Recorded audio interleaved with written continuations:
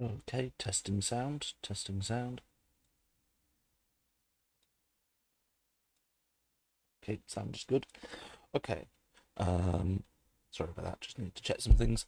Hello, everyone. How was Games Expo? Games Expo was good, tiring, and maybe had to do a half day because tired.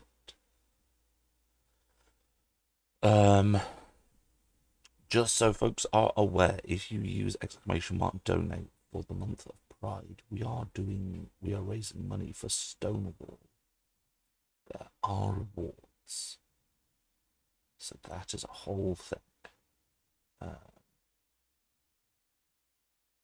we will see how it goes. Yeah, UK Game Expo was good.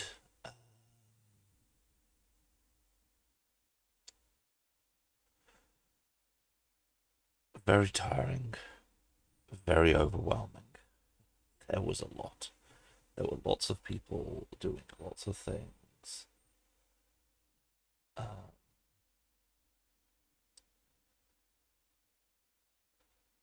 yeah, it was a whole thing. I don't think you can put a donate message to top of chicken. Oh, they added a pinned comment. Oh my god.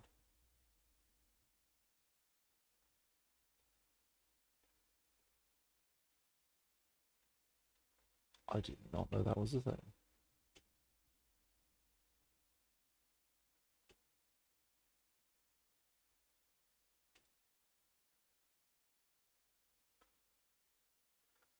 Um,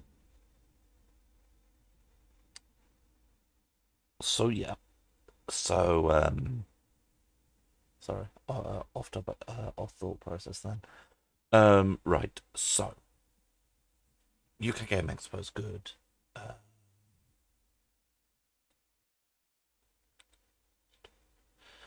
Uh, UK Game Expo is good. Very tiring. Very overwhelming. Yeah. It was just a lot. It was a lot of people in a tight space.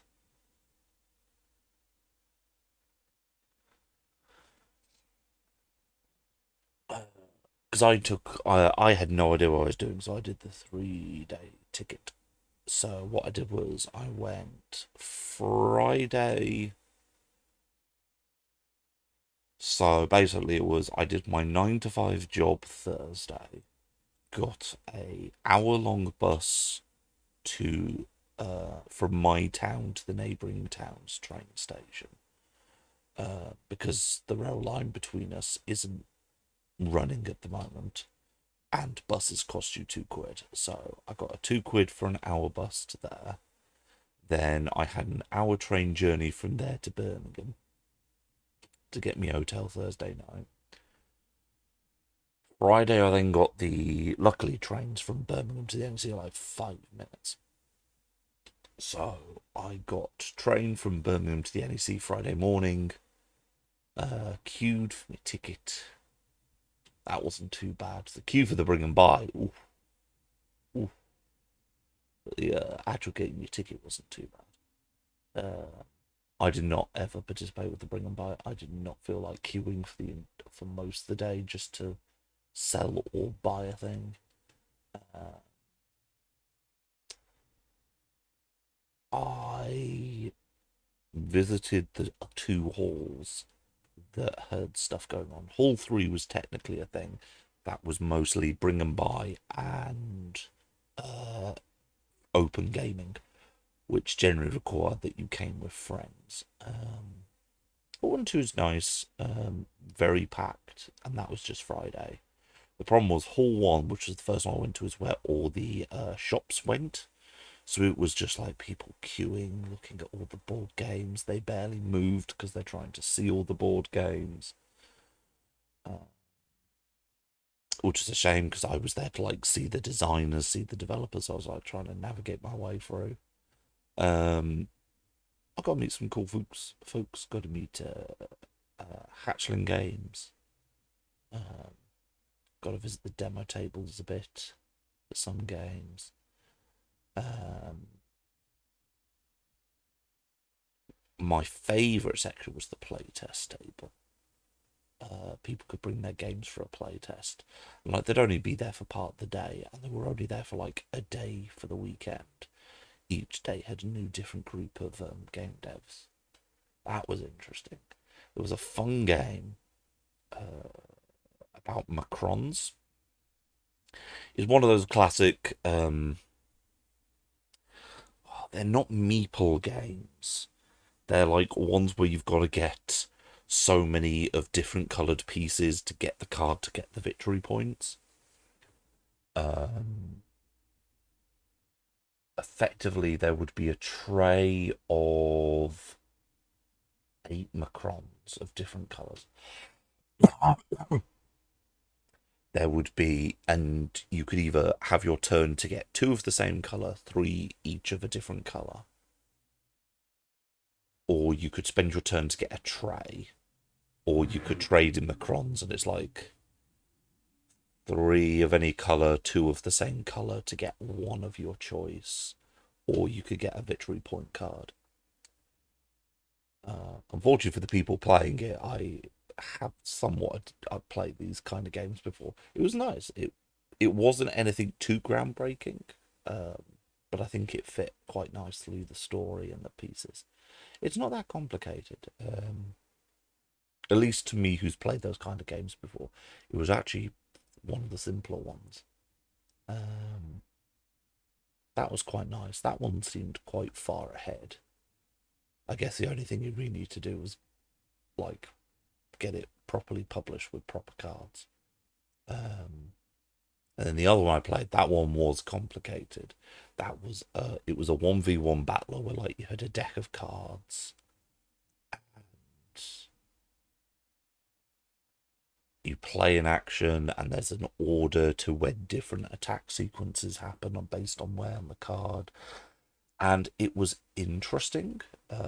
Unfortunately, the quick start sheet with like the summary of all the abilities was not the best laid out, in that it took 2 sides of an A4 sheet laminated, and yeah, it just wasn't the best laid out. I was like, that background game, I was like, this game's pretty good. I have no real comments for it. This game, I was like, you really need to work on this sheet, because this sheet, being in the state it's in fact, increases the difficulty of me understanding what's going on.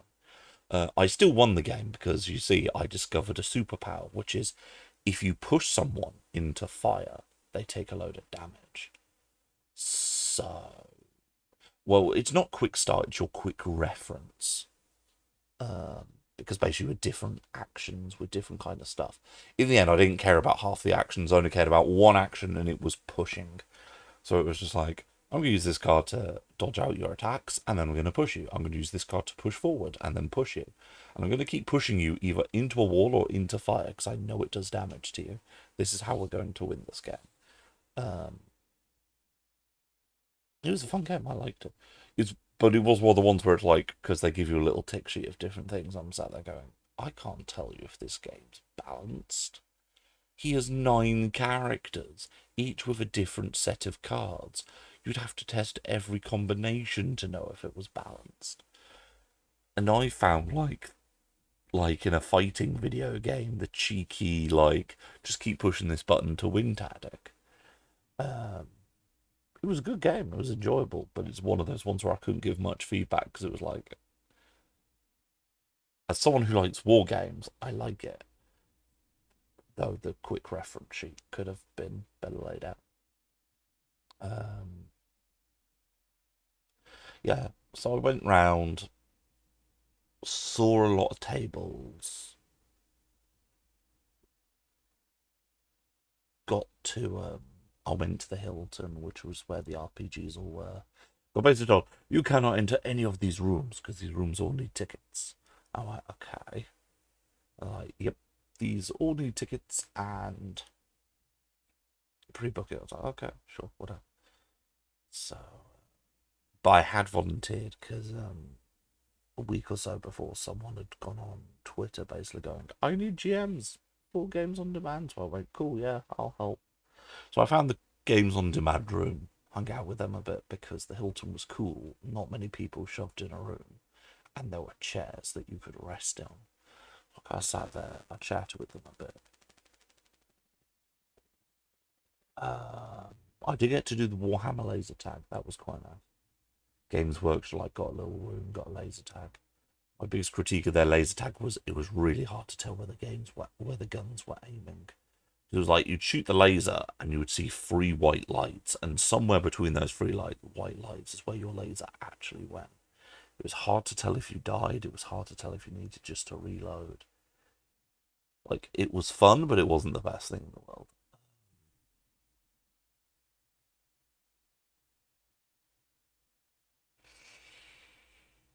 And then I did a networking event where I met a load of games design people who were really cool.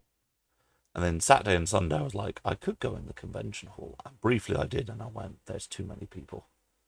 The Aaron does not like this many people, and the heat generated by this many people. So I just basically went, instead of going, I'll help for like 1 or 2 games, it turned into, I'm just running TTRPGs for most of the weekend. Because it was 2-hour games. And I ran the same game I ran the first ever time I GM'd. It was a systemless horror game. And then the other game I ran was Candela Obscura, which is the Critical Role. It's the new game by Critical Role. Candela. So I wasn't gonna run Candela Obscura. I just want to put this out here. I wasn't going to run it. Well, what happened was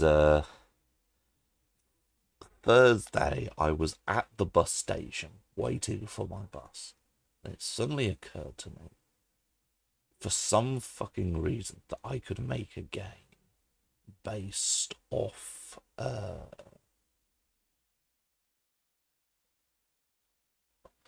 King in Yellow, the Hanged King SCP, and a creepypasta. And I was like, because I was like, Candela Obscura, that's kind of cool, that's kind of cool. For some reason, it was on my mind, and then I went, I'm going to make this entire game in Candela Obscura. No, I hadn't read the Quick Start Guide. And I'm sat there going, yeah, I can do this, I can do this. So Thursday on the coach, I came up with the basic idea. And Saturday morning, I was going, I have only the barest bones of a plan. I don't have a complete plan. I'm going to be spending this morning learning the system so I actually know what system I am running, and then I'll improv the rest of the game from there. So Saturday morning was me watching a YouTube video of someone who hadn't fully got through the quick start guide, but like kind of did the quick skim and the quick start guide, had watched the episode of the live show and gone, okay guys, here's generally what it seems you need to know. And I'm like, cool, great, whatever. Let's that's enough for me to hopefully spitball a Candela Obscura session out of nothing. And yeah, we did that, and people seemed to like it.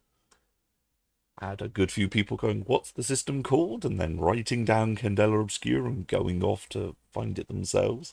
And my one disclaimer was, if you find that I didn't follow the rules to Candela Obscura, just ignore that. Just ignore it. It doesn't matter.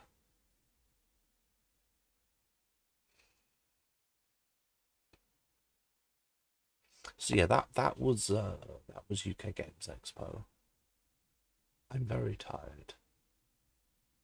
It didn't help that Friday and Saturday there was some issues with trains due to strikes.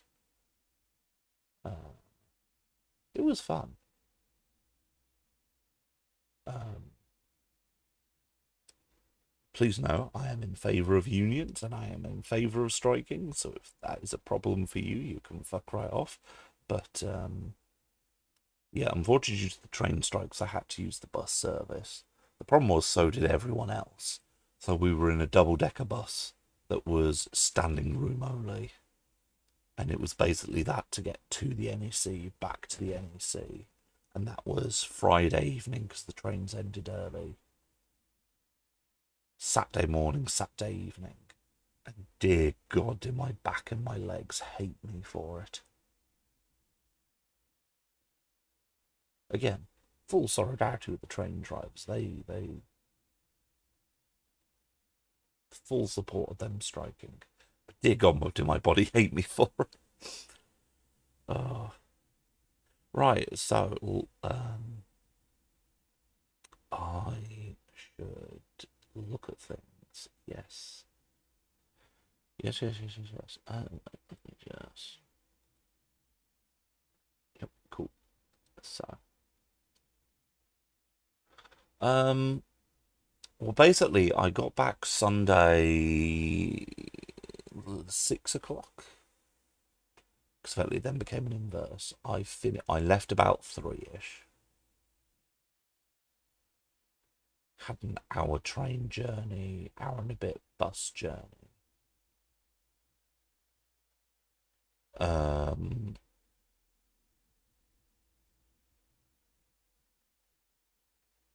Because I decided to take a bus that I thought would be quicker, and in fact it took longer than normal. I didn't take Monday off, so I went back to work Monday, which was a mistake. Future years, I'm going to take the Monday off, and I'm going to sleep. It's why I've done a half day today at work, because I realised that actually, no, I need rest. Because basically Monday evening I crashed after work. Tuesday I had college until late, so I had to stay up late. So today it's like, okay, we're going to crash, which I did. I basically napped all the way to just before this stream. We're now going to do this stream for a few hours, and then I'm going to probably crash some more for the evening. Maybe play a light video game, do myself some dinner, and fucking sleep. So, speaking of games design, what are we going to do? So, there are 3 pieces of games design to do at the moment. We're going to start with this one. We'll see what happens. So, I have decided it's time for us to try and finish Surviving Winter. So, when I'm feeling up to that, we will be just making random tables. Yep, that's what we're going to be doing, random tables. The other thing we need to do is our D23 dungeon, because we got to like the start of April, and then we didn't do anything for April, May or June because I was kind of out of it and doing other things. And then we got this, which is I need to finally kick my ass and actually design some subclasses. Oh, so designing subclasses. We're going to ignore the domain spells for now because, to put it very simply, I can't do domain spells until I know what the spells are. But what I can do is I can do the rest of the class. So, I will briefly go over the rough ideas for now, and then today will just be typing shit up for ideas I've already written. So, Eternalist. It is our version of the cleric. We need to make domains. This in its starting point was difficult. What was more difficult was coming up with subclass effects. Oh, good God, I am so sorry for all the yawning. So, we have, first of all, bond domain. Bond domain is about connections, friendship, family, love, the community, whatever the bond is, it is encapsulated in this. So, what we have so far is when you first get this domain at level 1, you can, as an action, make an empathy roll to help negate a charmed or frightened condition on an ally.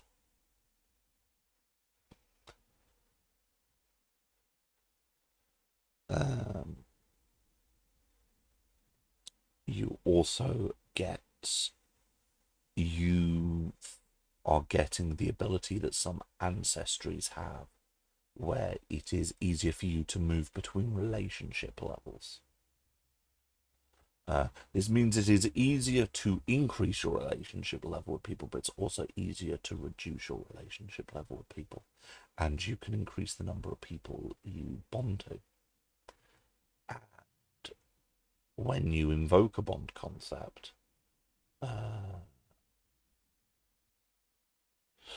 and that's they're kind of little bits. The main ability for the second part, Open Heart, is you can invoke one shared bond concept or one of the three concepts you earned from adventuring with your party members without needing Mark of Fate.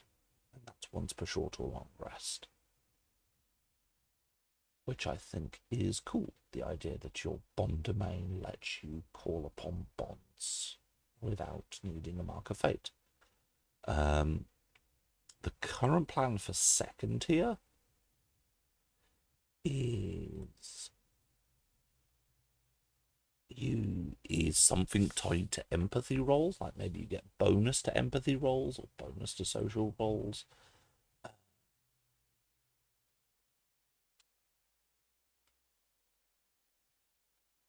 Another I've been tempted maybe to do is letting you use your channel faith to let you take the inspired action that lets you and an ally go at the same time and combine your roles. The bond domain has ended up being very much it's a subclass whose design premise is about calling upon it's about calling upon the core mechanics of the game. It's about because bonds and concepts are a very core part of this game. So one of the things I want to do is have a subclass that's very much based around interacting with it in an enhanced fashion. So the third tier was potentially going that if you were using a bond concept, you get to pick two of the abilities. And then also improving your early condition to knowledge, just get out frightened, but also terror. And then perhaps the final step being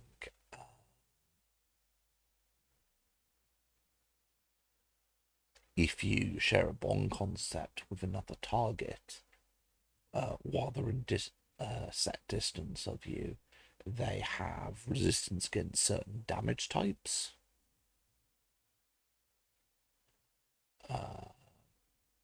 And you can do touch range spells at them while they're within this limited range. And you can receive touch spells from them while within this range. So it's kind of it's about taking bonds, modifying them, strengthening them for a better combat, for a better effect. Pardon me. Very sorry. Very sorry.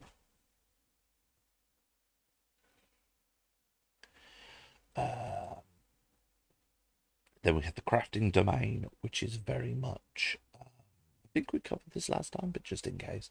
So how the crafting domain works is basically at level 1, you can select an artisan tool, you get trained in the use of it. And basically going, if you're crafting with crafting tools you're trained in the use of, instead of using your normal trait, you will use intuition. And you can use your artisan tools, the holy symbol. Another thing you can do is fill a gem slot of an item with your divine energy when you complete a rest. If you pick armor, the armor gets a +1 bonus. If it's a tool, it gets a +1 item bonus. If it's a weapon, it gets a +1 bonus to attack and damage roll. Spiritual reinforcement is basically you can do silvered weapons or reinforced armor property easier and as part of a ritual for slightly cheaper than normal. Guided craft is that you get to add your intuition to your crafting progress rolls, and then you also get to have half your skill bonus versus gemstone slots filled. The bit there is you cannot fill multiple gemstone slots of the same item, but you can fill different items. And the Master of Craft is you get more soul bonds to magic items, and you can get an armor set bonus without having all the pieces. Current thoughts for Death Domain is where are the other ones? There should be one for other. So effectively how Death Domain currently I think should work is you can sense dead spirits. You can see into the ethereal plane. And you can see the dead who maybe are hidden but exist in the world around you. And then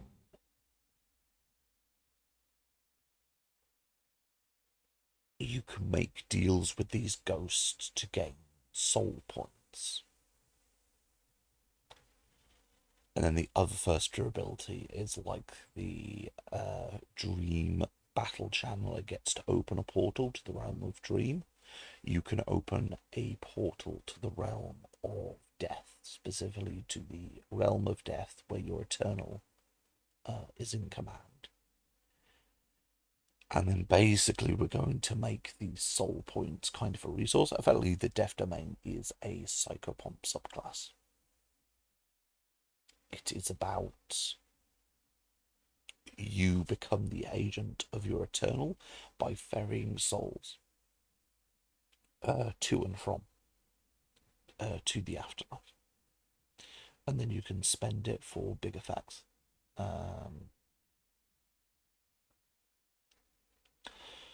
So you will get some combat effects, but they're going to be tied to like this act of helping the dead pass on. Then you have Destruction Domain, which will be this one. I'm kind of not 100% yet. I've got very loose notes. The current report is one to let you damage object, one that's an effect about renewal, one that lets you degrade armor, and then something that can help you ignore resistances to spells. Fate Domain is one I've currently been working on the design ideas of. So currently the thoughts are, let's have a look. Because Fate, big themes that appear to be in this game is bonds, fate,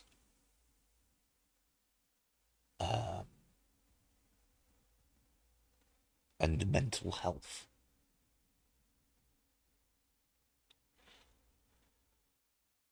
So, interesting set of themes to prioritize in your game's design. So with Fate Domain, you're playing with, again, some of the core mechanics. So one is obviously reducing the randomness of divination effects, because Fate Domain is kind of treading two paths. It's treading the path of prophecy, so we're kind of wanting to always play with prophecy, seeing the future, divining effects, but we don't want to negate Divination Wizard, who has tended towards... Divination Wizard is about, I'm going to fuck with the die. I'm going to change the result of your die. I'm going to make you re-roll the die, etc., etc. We don't want to do that for Cleric. What we instead want to do is focus more on prophecy as information. So there are a few bits we want to do.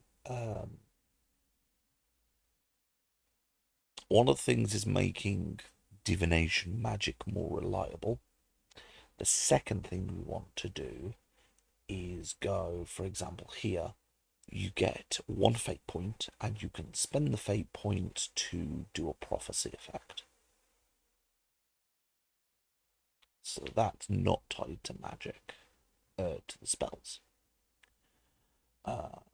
Then increase the amount of marks of fate you can have by one. Have another minor prophecy-like effect.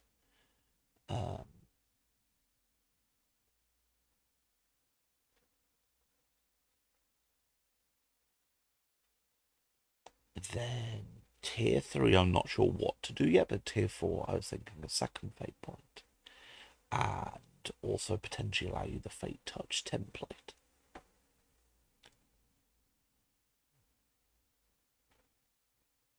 And fate points are useful because fate points also come up in the fate touch template.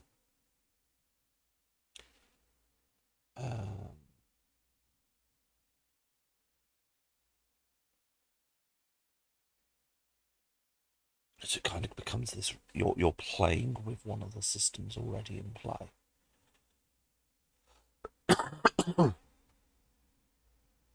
Oh dear, half domain. Half domain, I'm not 100% sure what we want to do yet. My current thought on the half domain is that I might want to do a subclass that is heavily themed on rest.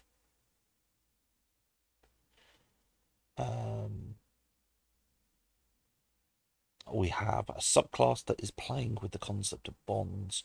We have crafting, which is playing with the crafting system. Death and destruction are going to be your combaty ones. Fate is playing with its own systems. So I'm thinking half we might want to be the resting subclass, in that the mechanically it'll be about improving short rests. It'll be about improving long rests.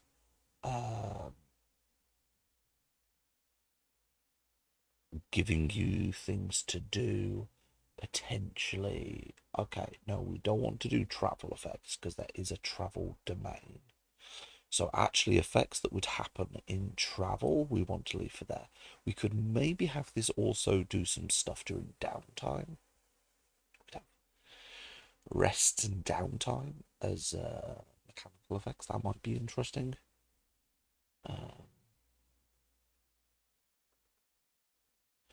Knowledge, my current thought process has been more languages, more tools. Basically, you get some more skill stuff, and you get some masteries.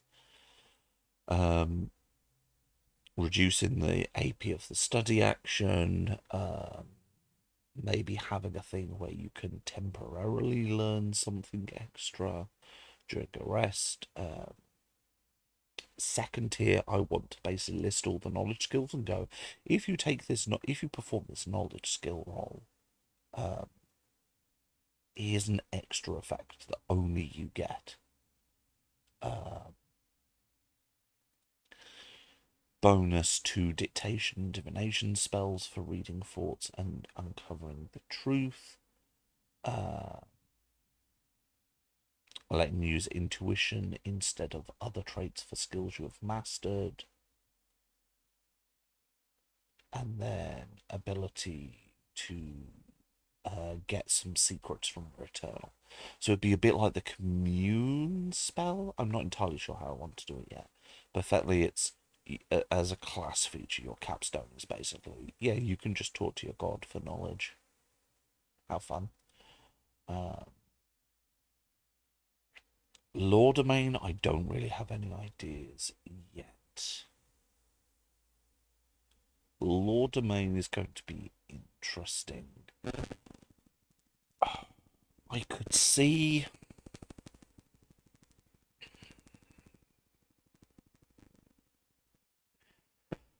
potentially you perhaps getting to do things like go, you are my target, you are the criminal who broke the law.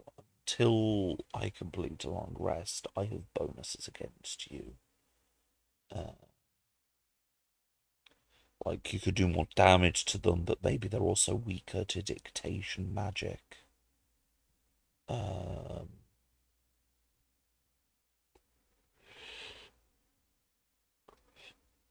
yeah, I'm not really 100% sure yet. Life domain. What have we done for life domain? Yeah, I want to do the normal healing buff of life domain. Um, uh, One thing I thought would be cool for life domain,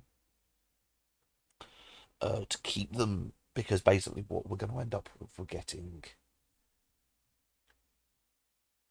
the healer wizard, which is the school of restoration, which is very much focused on healer kits. I'm tempted to go back to it and see about messing around with herbalism and maybe going to give bonuses to crafting potions, using natural plants. Effectively, you're the book nerd, hobology, alchemy person.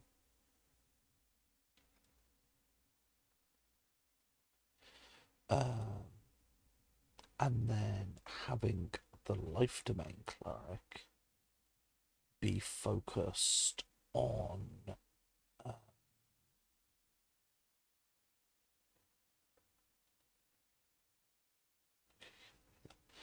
having the life domain cleric focused on healing spells. And one thing I thought would be cool, because the life domain cleric has a lot of here, just to increase the amount of healing you're doing, is what if we let you for life domain only, every point of healing that you heal above a character's maximum hit point, they get one barrier point.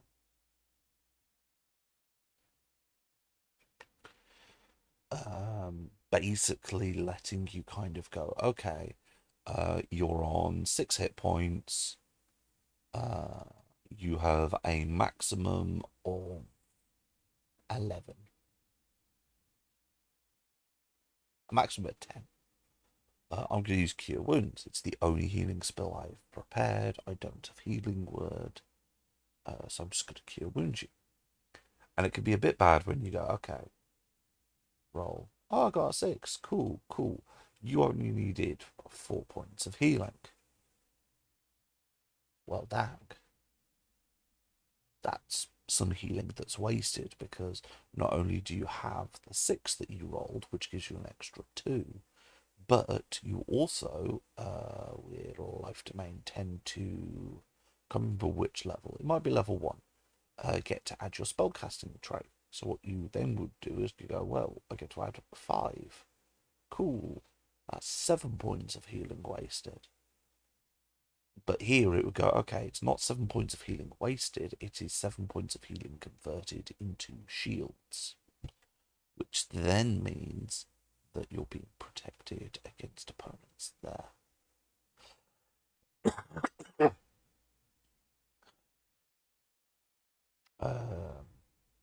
Much like normal life domain, heal self when heal others. Life domain is the SRD subclass, which is why I'm able to reference its abilities a bit more than normal. Third tier. Yep, adding your intuition to HP restored if the spell doesn't already add it, and then potentially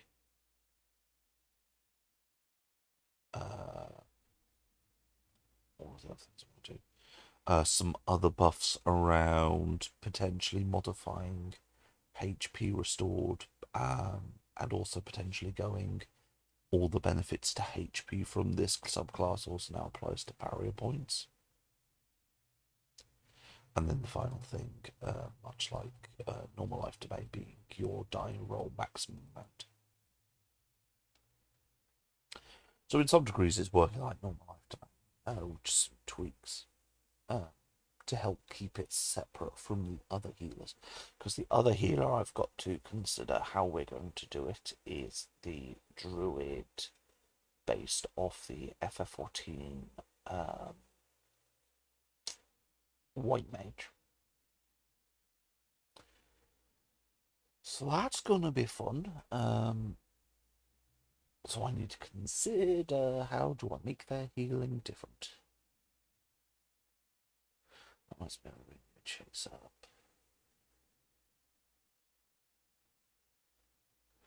I need to chase up the one group of friends who still need to let me know if they've gathered the players for FF14. Strixhaven, that's the thing I will have to do when my brain is like this, right? Magic, I'm not 100% sure yet.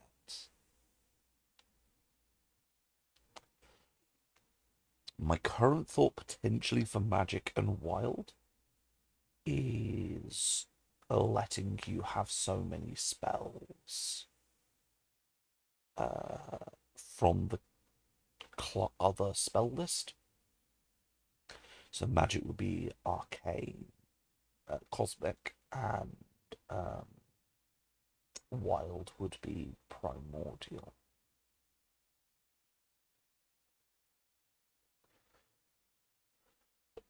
And then seeing, I'm not entirely sure how I would do it yet.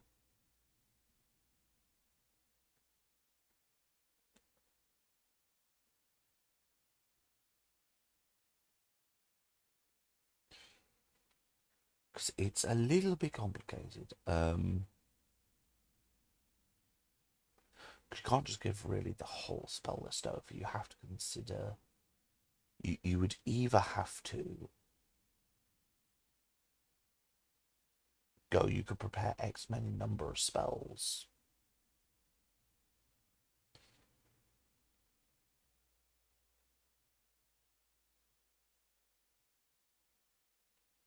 Yeah, I'm not entirely sure.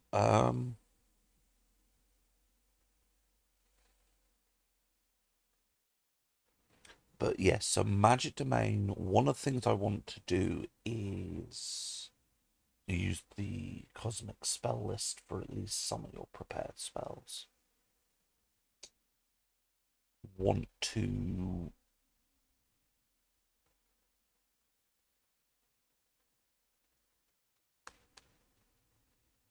then it gets complicated. A wizard gets to modify spells. That's their entire thing, is that their job is about fucking with how spells are cast. So we don't want to step on that toe too much, but we kind of want to dabble with it.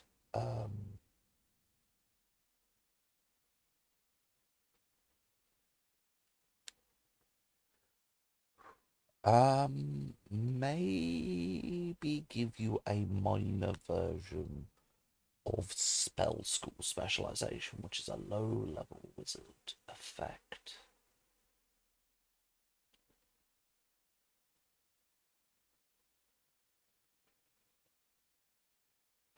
Maybe give you the ability to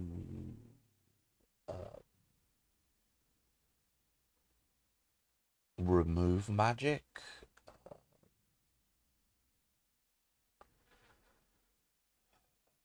Keeping with kind of that cleric purity idea of just, well, we can just purge the magic. Is there bad magic here? We can purge it.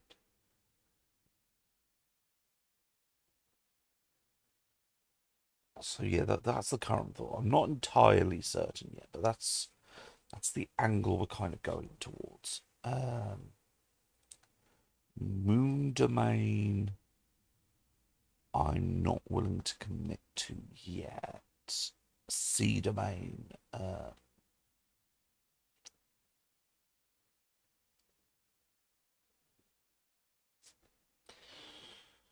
So sea domain, I think, is where I might call upon something that normally would only be affected for um, world speakers, which is some spells have tag of fire, earth, water, air. What I'm thinking for sea domain is they get buffs to sea magic. So that'd be one of the level 1 things. And then maybe the other level 1 thing is they get some level of controlling water. And effectively the sea domain kind of turns into this combination of you're able to control and move and manipulate water.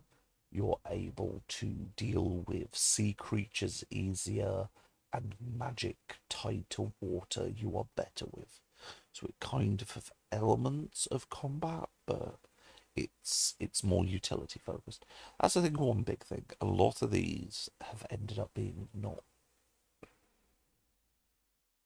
and this is not to besmirch in any way, shape, or form D&D's character design. It's just kind of it's pulling back on the combat and more focusing on what are the general elements of this thing.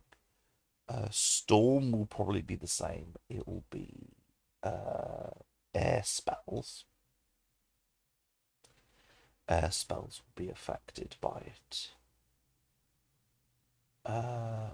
Maybe give you the ability to fly.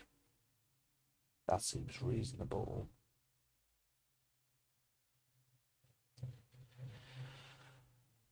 Maybe give you the ability to get a power up when you're struck by lightning or thunder damage.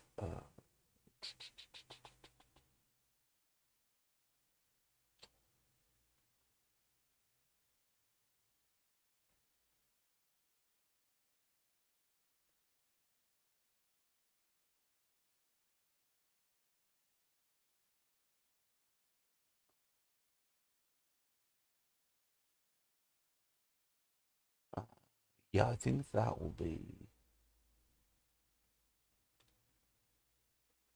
the direction we go down.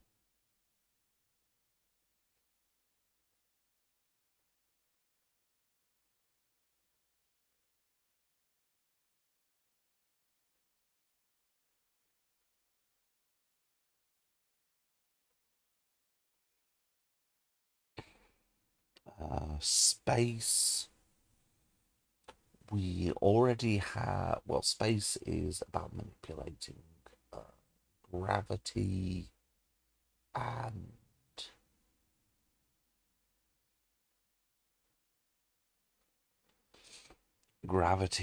more astral forces.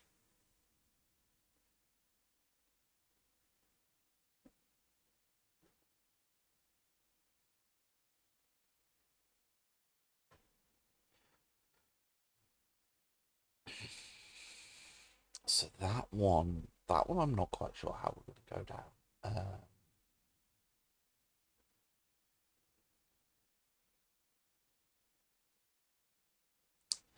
The problem with gravity manipulation is it's all fun and games and it's all very simple until someone with a physics degree walks in and goes, by the laws of physics, if I increase gravity here, I'm going to cause this side effect. Allow for extrapolation of madness. So we have to be careful with space domain.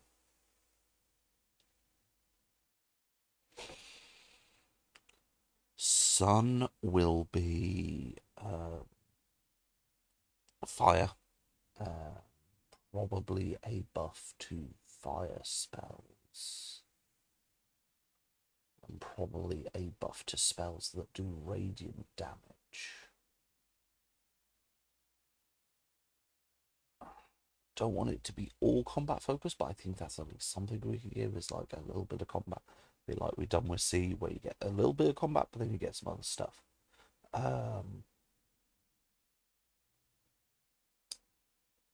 maybe you find it easier to travel in hot environments.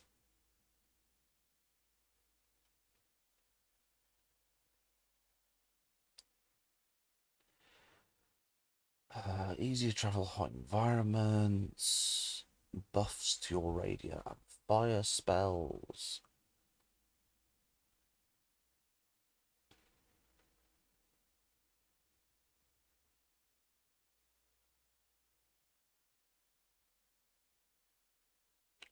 I'll have to have a think.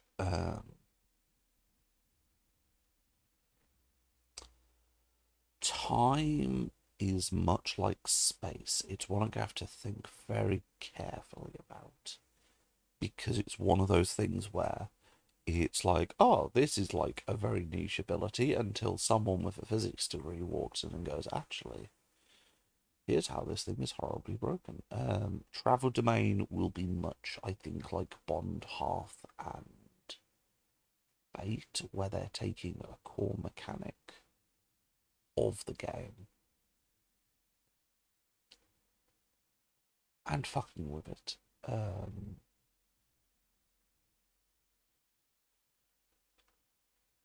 Letting you do more actions while you're traveling.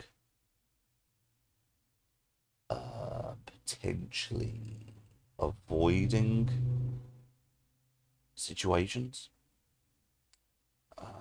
Heck, we could maybe allow you once per trip to automatically be able to use one exploration in spied event action. That'd be cool.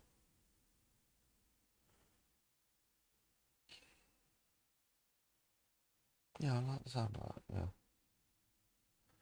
Yeah. Travel and Storm, I think I would both. One of them definitely. If I could, maybe both might get some fun abilities to play with weather. Uh, Maybe Storm Domain gets to play with weather, because it occurs to me that that's kind of a very classic rite and ritual that we perform historically as a culture, is rituals to affect the weather favourably for us. And these are often religious ceremonies, so it would seem appropriate for Storm Domain to maybe have something that lets you alter the weather.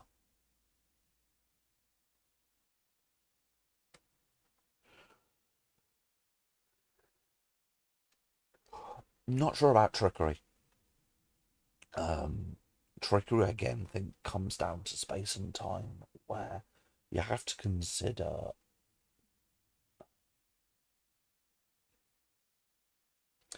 It's bad of me to say what I'm about to say, but to a degree, you have to kind of preemptively police your players, because there's a certain. There is an increased risk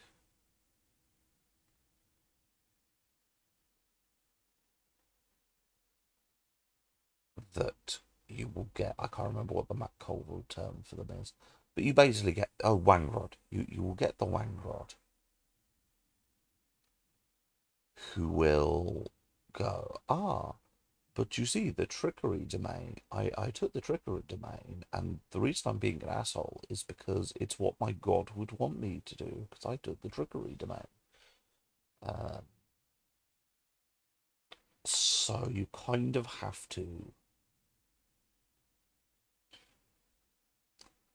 It's one of those ones where you have to, unfortunately, design the subclass with not believing that the other party may walk in with good faith. Um, it's one of those ones where I have to kind of sit there, I have to look at it, and I have to go, okay, if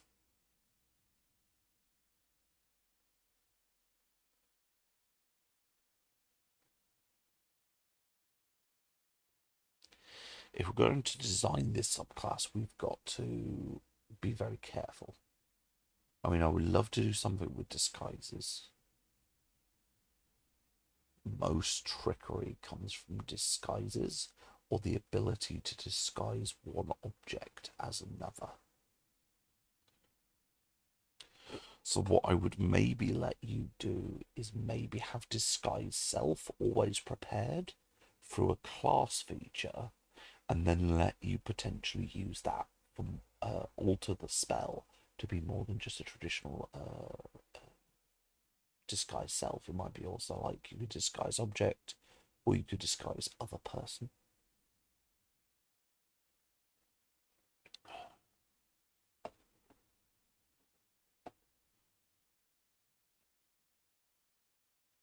War domain.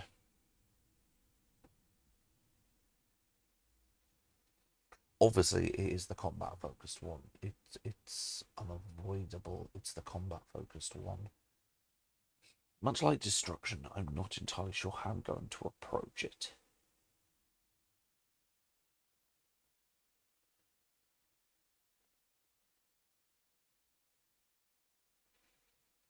Considering the toolkit that the core class already gives you. I guess there are two ways you could go about it. You either first go, right,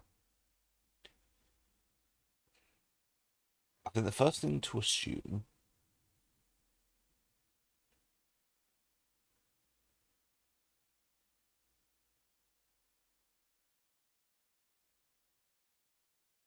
no, what I'm thinking.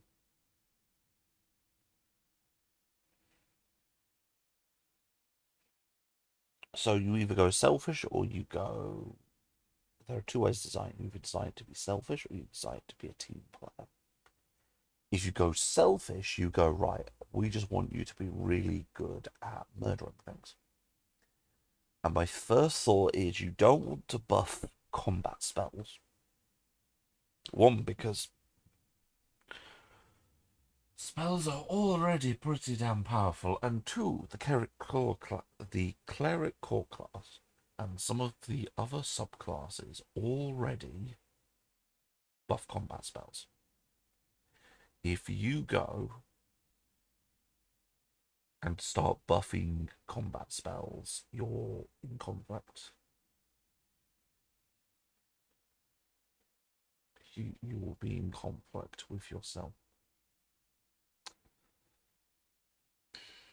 You could focus on weapons,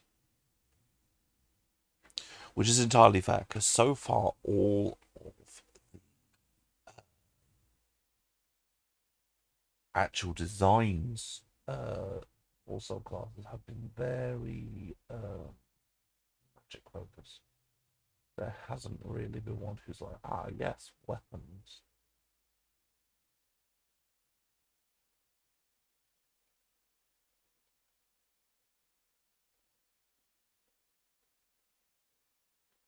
So I could look at it as if destruction is the combat spell buff, having war be a weapon buff. What I'm currently thinking, because that's if you go selfish, or you play a team play. How team player works is instead of buffing yourself, you're buffing other people.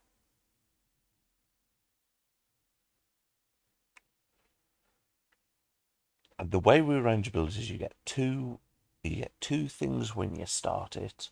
One level 2, one level 3, one level 4. Okay. What if we give a level 1 ability that is selfish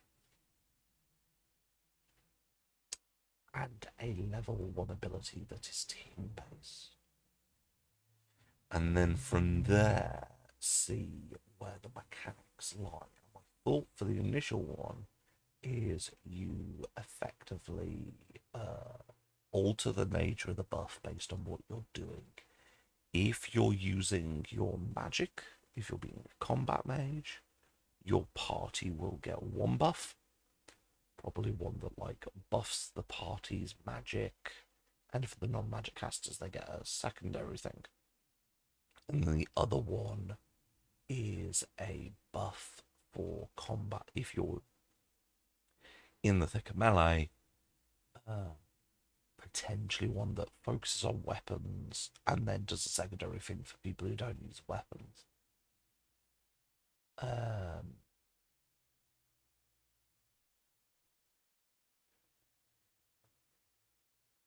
Effectively making War Cleric more of a party buff than a selfish class.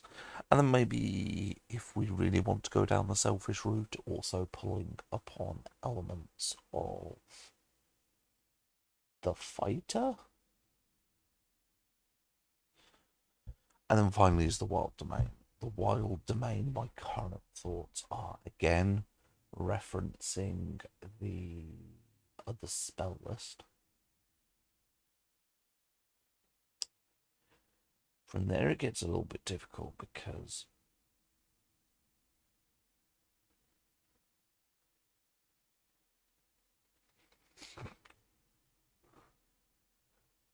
part of me... Okay, the problem is the wild is a lot. Wild is like...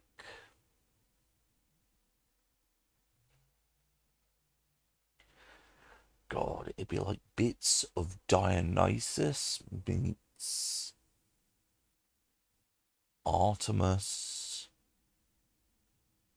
I'm trying to think of which gods of the bloody wilds are there.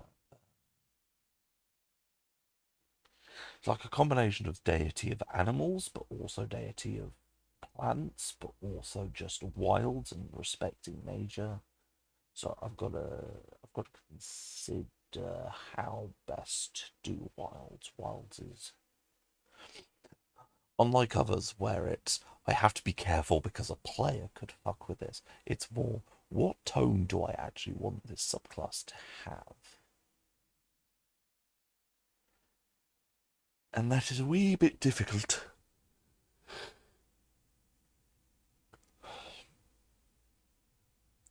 Because wild can be quite a lot of things.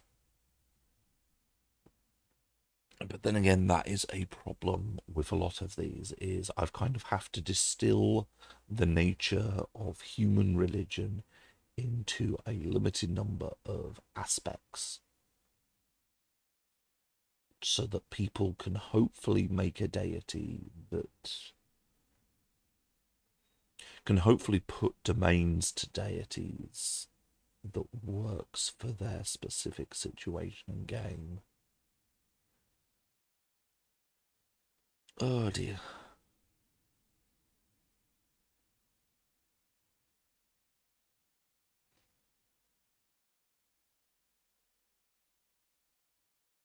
I'm interested. So, what do people think so far of my very, very, very inane ramblings about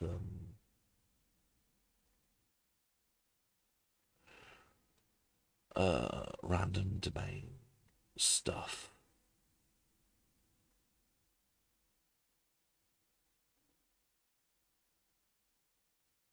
Is perfect acceptable to not have any thoughts, but I'm just wondering if anyone has any general thoughts they wish to throw about the subclasses.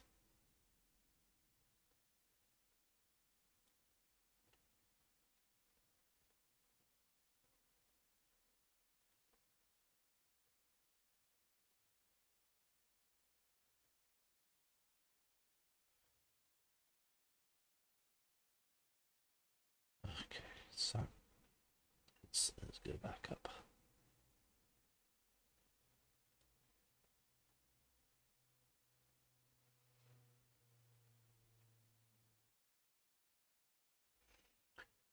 What I'm probably going to do is continue to just before 7 o'clock.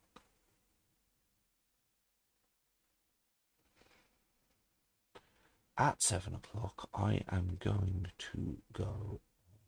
I will finish for the day because I will need to rest.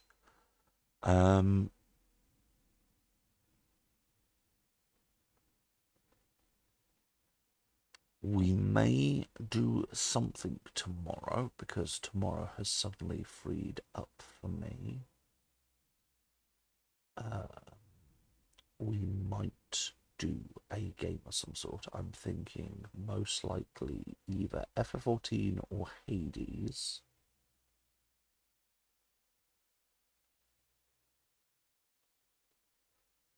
So I could just lose myself in for a bit. Then Friday, there definitely won't be anything. Saturday, we will probably do.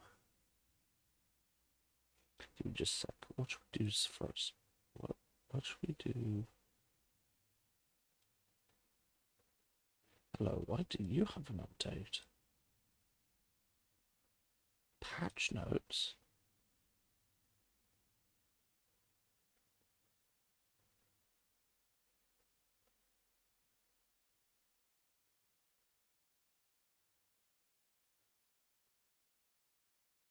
Oh, just some bug fixes. Okay.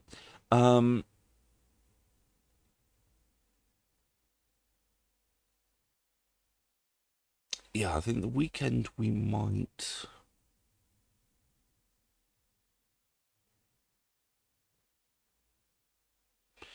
I think we'll either do some Stellaris, some Pharaoh, or some Harvestella, followed by some FF14. That would be, I think, cool.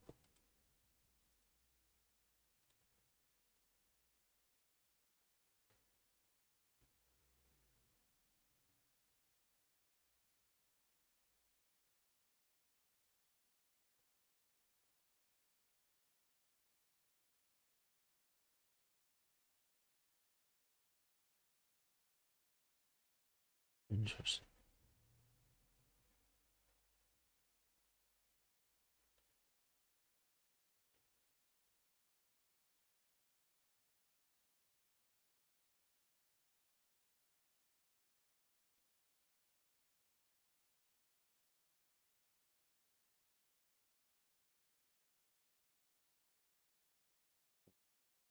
Back to that in a bit. Sorry, it's just an update. Yeah, that's my current thought. Is basically Stellaris, Harvestella, or Pharaoh. Saturday followed by FF14. Tomorrow will be FF14 or Hades for something a bit quick.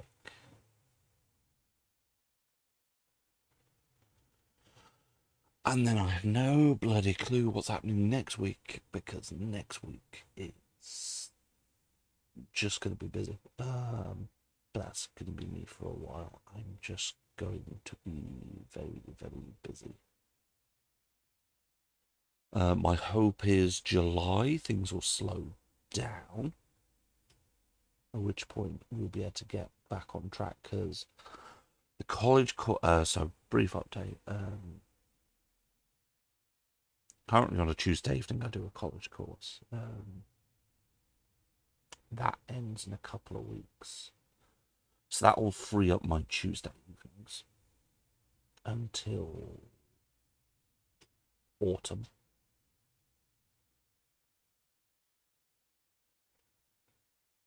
Obviously, I have a couple of D&D games that happen every few weeks, which is why certain days I'm free on evenings, certain days I'm not. And some training I'm doing at work will finish by the end of June, which hopefully will have a bit more energy in the week to do stuff. That, and there are no major events, no conventions, no conferences or anything until the end of the year. basically what my current hope is that between July to October, everything will be normal and fine. Just in time for the end of the year to throw me through all the loops with all the things.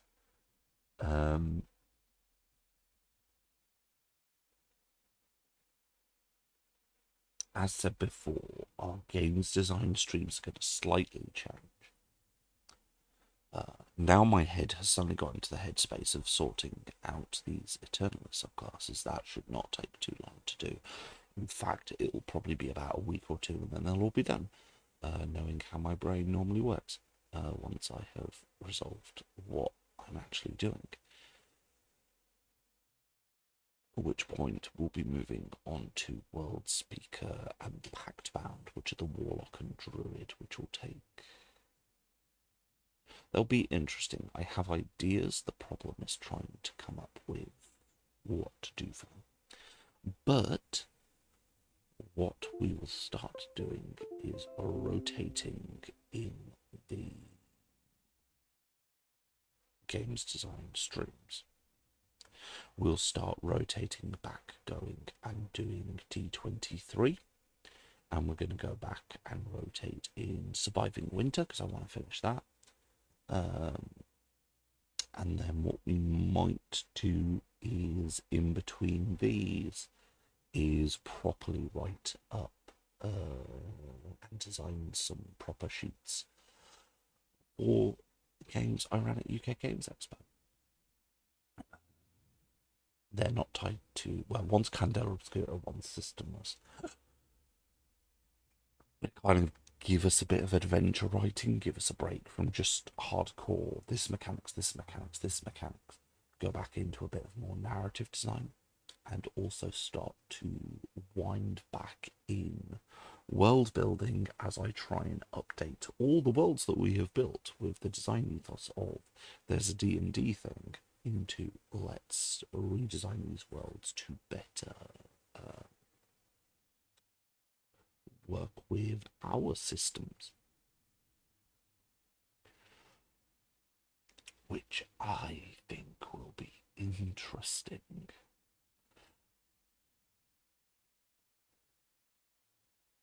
So yeah, hopefully from the end of June things will pick up a bit. I hope to start rotating in other games design streams. My hope would be potentially in the summer I'm going to actually be able to fulfill what I was hoping to be able to start doing at the start of this year, which was sorting out my streams a bit and doing more types of streaming.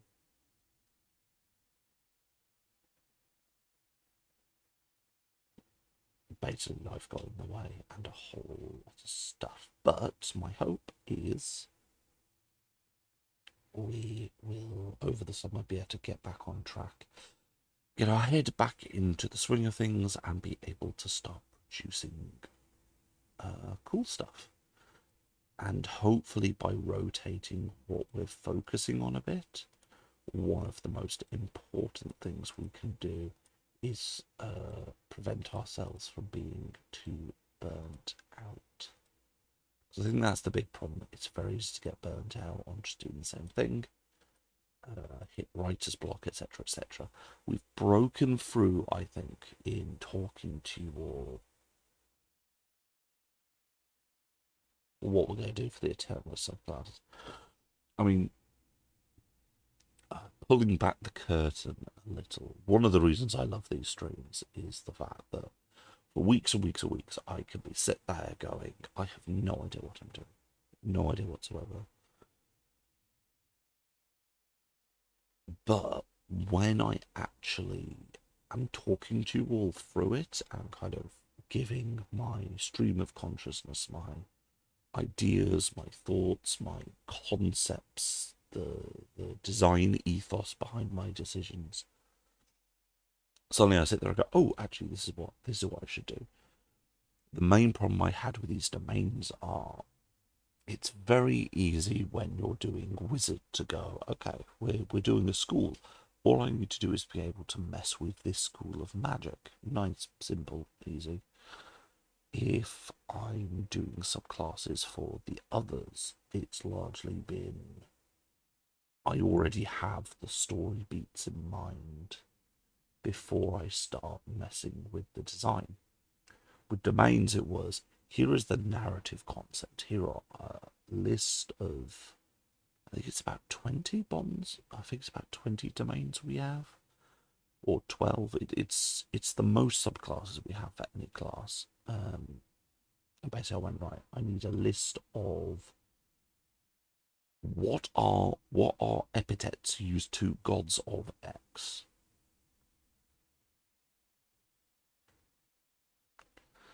And then I made my list of domains. Then I went, cool, now I have to mechanize these things. So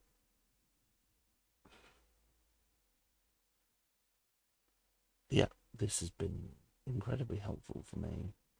Just being able to kind of go, okay, here is the get kind of rubber ducking my way to a sensible thought process. And then going, cool, this is what we're doing, right. So yeah, I actually think we probably going to call the stream there. Now I've kind of got my stream of consciousness working, and rather than just be typing and not really interacting with you all. So yeah, we have this. I said, hopefully tomorrow, if work does not have me too tired, I would like to work on doing some Hades or some FF14, but we will see. Might also be I get like entirely taken over by the games design bug, and I don't stream tomorrow because I'm too busy writing all of these up. That has happened in the past, may happen again. Who the hell knows? But yeah, I mean, if I can get this all done, that'd be amazing because basically, um, I'm not thinking about Siren at the moment. We'll worry about Siren after. But at the moment, if I can get World Speaker and Packbound done, that is every core casting class done. We can then start, and because we have the warrior done, we can start to look at, okay, where are the half casters? Where does the Lawmaster fit there between the warrior and the wizard?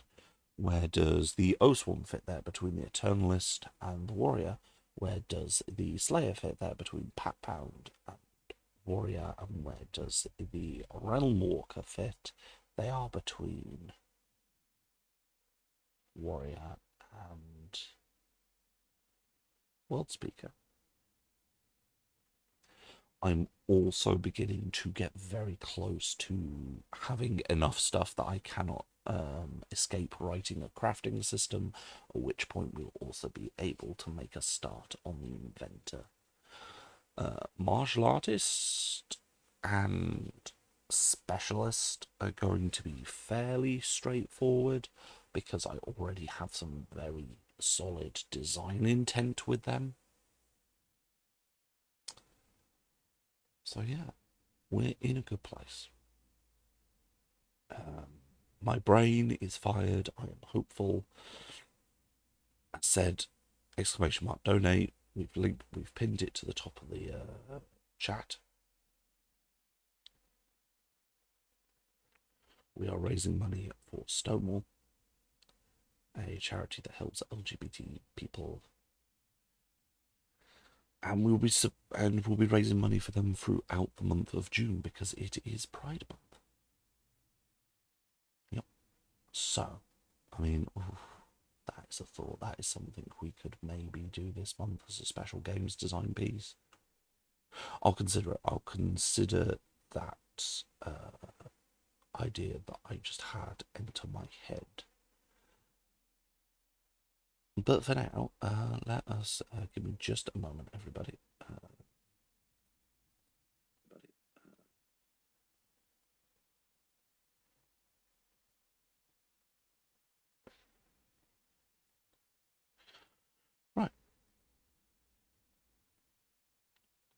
So with that, I'd like to thank everyone for coming and everyone for joining. I said hopefully we'll see you all tomorrow with some Hades or some FF14. If not, we will definitely see people Saturday. Thank you all for coming. Thank you all for joining. Thank you all for being a font of wonderful ideas. And we'll see you all next time.